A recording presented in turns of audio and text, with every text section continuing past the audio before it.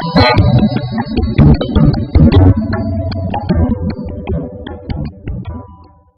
Everyone, मैं हूँ lovely. आपका बहुत स्वागत है मेरे चैनल लवली किचन में। आज मैं आपको मोमोज़ की चटनी बनाना सिखाऊंगी और इसे शेजवान चटनी भी कहा जाता है। तो बनाने से पहले आपसे रिक्वेस्ट है मेरा कि अगर अभी तक आपने मेरे चैनल को सब्सक्राइब नहीं किया है तो प्लीज़ सब्सक्राइब कर लीजिए और बेल आइकन को प्रेस करना ना भूलिए ताकि मेरे नए हर वीडियो की जानकारी आसानी से आपको मिल सके। तो चलिए चटनी बनाना शुरू करते हैं मोमोज़ की। मोमोज़ की चटनी बनाने के लिए हमें चाहिए टमाटर, लहसुन, अदरक, प्याज, विनेगर, ये चाहे तो आप ना भी यूज़ करें, सोया सॉस, तेल, नमक और ये लाल मिर्ची खड़ी वाली, इसे मैंने 1 घंटे से भिगो के रखा है। आप अगर जल्दी बनाना चाहते हैं तो इसे बॉईल भी कर सकते हैं। तो चलिए इन सबको हम भून लेते हैं। मैंने कढ़ाई पहले से गर्म करके रखा है। अब हम इसमें 2 चम्मच ऑयल डालते हैं।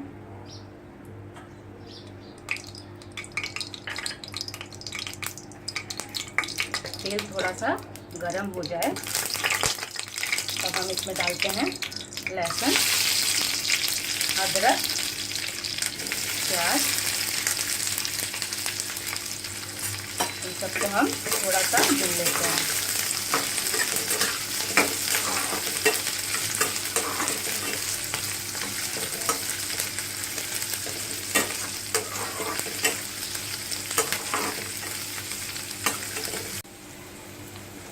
करीबन 1 मिनट मैंने इसे भून लिया है।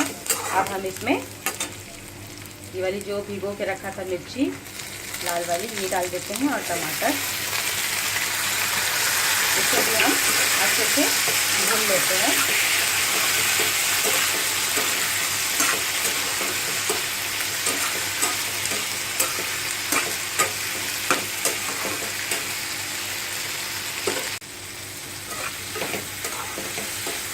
ये मैंने अच्छे से भून लिया है और आप जब तक इसे भूनें कि इसमें ऑयल सेपरेट ना हो जाए तब तक इसे भूनते रहिए। तो अच्छे से भून चुका है। अब हम इसमें डालेंगे ज़रा सा विनेगर, सोया सॉस, नमक स्वाद के अनुसार,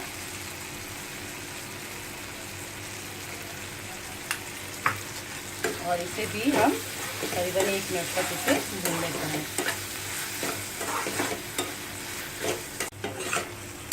अच्छे से ये भून चुका है।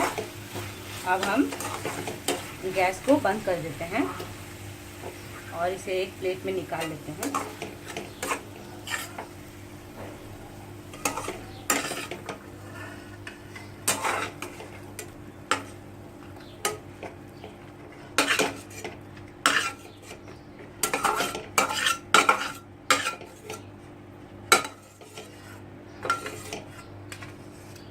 अब हम इसे ठंडा होने के लिए छोड़ देते हैं। जब ये ठंडा हो जाएगा तब हम इसे पीस लेते हैं। बिल्कुल ठंडा हो चुका है तो चलिए हम अब इसे मिक्सी में डाल लेते हैं।